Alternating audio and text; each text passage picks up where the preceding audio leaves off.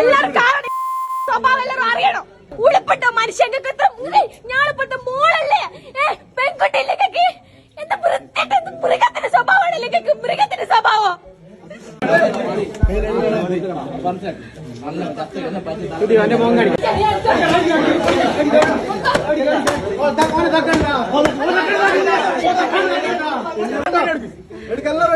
എല്ലാവർക്കും സ്വഭാവം എല്ലാവരും അറിയണം.